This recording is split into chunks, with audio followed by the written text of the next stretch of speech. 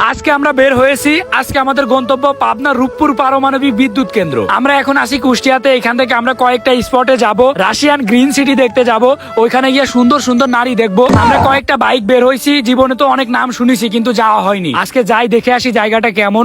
শুনেছি জায়গাটা নাকি অনেক সুন্দর, ওইখানে রাশিয়ানরা থাকে, রাশিয়ানদের জন্য স্পেশালি নাকি ওই জায়গাটা তৈরি। এখান থেকে হালকা হালকা পারমাণবিক বিদ্যুৎ কেন্দ্রের যে চুল্লি আছে ওইটা দেখা যায়। আমরা আছি কুষ্টিয়ার সাইডে, পদ্মা নদী পাড়ি দিলেই ওই পাশে সেই জায়গাটা। এই যে দেখতে পাচ্ছেন এখানে আছে পাকশি হার্ডিং ব্রিজ, এটা কিন্তু ব্রিটিশ আমলে তৈরি। আমরা পারমাণবিক বিদ্যুৎ কেন্দ্রে যাব, তার আগে একটা পার্ক আছে এখানে, মনি পার্ক না কি যেন একটা নাম, ওইখানে যাব, ওইখানে ঘুরবো, ঘুরে তারপর বিদ্যুৎ কেন্দ্রে যাব, রাশিয়ান গ্রিন সিটিতে যাব।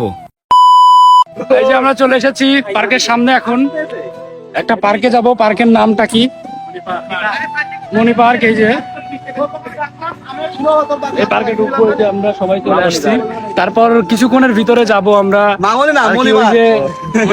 রূপপুর পারমাণবিক বিদ্যুৎ কেন্দ্রের ওইখানে যাব। এখন আমরা যাই দেখি পার্কের ভিতরে যাই, কি পার্ক, পার্কের ভিতরে কি এমন আছে। এই পার্ক দেখার জন্য নাকি আমরা চলে আইছি, সেই কত দূর থেকে আসছি নাকি এই পার্ক দেখার জন্য। এটা কোনো কথা? শুনেছি এই এলাকার নাকি একটা বিখ্যাত পার্ক। এটা আমার কাছে তো বিখ্যাত মনে হচ্ছে না। দেখতেই পাচ্ছেন আমরা কত লোক আসছি, এক এক করে এত লোক হয়ে গিয়েছে আমাদের সাথে। আমরা বেশ কয়েকটা বাইক আসছি, 6 থেকে 7টা বাইক। পার্কের পাশেই দেখতে পাচ্ছেন পদ্মা নদী, এখান থেকে অনেক সুন্দর একটা ভিউ পাওয়া যায়। এই জিনিসটাই আমার কাছে ভালো লাগলো, তাছাড়া ভালো লাগার মতো তেমন কিছু নেই। পার্কে কিছুক্ষণ ঘোরাঘুরি করার পর আমরা চলে আসছি পারমাণবিক বিদ্যুৎ কেন্দ্রের সামনে। এখানে দেখতেছি শ্রমিকদেরকে ছুটি দিয়েছে, এই কারণে সবাই বের হয়েছে। বাবা কি একটা অবস্থা, মনে হচ্ছে বাজার শুরু হয়ে গিয়েছে। দেখেন কি পরিমাণে শ্রমিক যাচ্ছে, শ্রমিকরা যাচ্ছে পায়ে হেঁটে, আর সামনে বাসে করে যাচ্ছে রাশিয়ানরা। এই দেখেন কত রাশিয়ান, এত উন্নত রাষ্ট্র থেকে যে আমাদের দেশে কাজ করার জন্য আসছে, এটা দেখলে আসলে অনেক ভালো লাগে। কিছুক্ষণ জার্নি করার পর আমরা চলে আসলাম সেই কাঙ্ক্ষিত জায়গায়, রাশিয়ান গ্রিন সিটিতে, যেখানকার সুন্দরী সুন্দরী নারী দেখার জন্য আমরা আসছি। আজকে আমাদের রফিকুলের ধরে একটা বিয়ে দিয়ে দেবো, এখানে একটা সুন্দর রাশিয়ান দেখে বিয়ে দিয়ে দেবো। এই যে এখানে একটা পার্ক আছে, এই পার্কের ভিতর নাকি রাশিয়ানরা আসে, আর রাশিয়ানদের দেখার জন্য আমরা 2000 টাকা খরচ করে ভিতরে যাচ্ছি। ভাই এটা কোনো কথা? যাই হোক, যাই ভিতরে যাই, যাই দেখি কেমন কি আছে, কোন রাশিয়ান আছে নাকি। সুন্দর সুন্দর রাশিয়ান দেখতে পারলে ভালোই লাগবে। একটার সাথে বিয়ে দিয়ে দেবো রফিকুলের, একটা আমার জন্য, আর 2টা নিয়ে যাবো শুভ আর সোহাগ ভাইয়ের জন্য। এই যে এখানে দেখতে পাচ্ছেন মূর্তি, ওরা পর্যন্ত প্রেম করতেছে, আর আমার কপালে আজ পর্যন্ত একটা গার্লফ্রেন্ড জুটলো না। তো আঙ্কেল, রাশিয়ানরা এসে যখন বাদাম চায় তখন কি বলে? তো আরিশকা।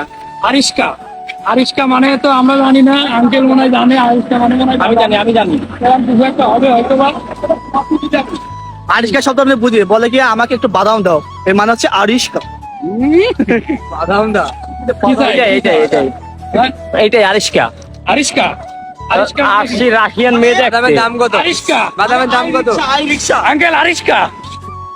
তারপর আরেকটা আঙ্কেলের কাছে শুনলাম যে লিচুর নাম তারা কি বলে, লিচুর নাম নাকি রাশিয়ানরা লিচুই বলে। অবশেষে আমি পেয়ে গেছি সে আমার সুন্দরী বউ, যাকে দেখার জন্য আমি এত দূর আসছি। দেখতেই পাচ্ছেন একটা রাশিয়ান নারী, আর রাশিয়ান নারী মানে হচ্ছে আমার ক্রাশ। যাক, মনের আশাটা পূরণ হয়ে গেল যে রাশিয়ান গ্রিন সিটিতে যাব, রাশিয়ানদের দেখবো। অনেক দিনের মনের আশা পূরণ হইলো, আসলে অনেক ভালো লাগতেছে।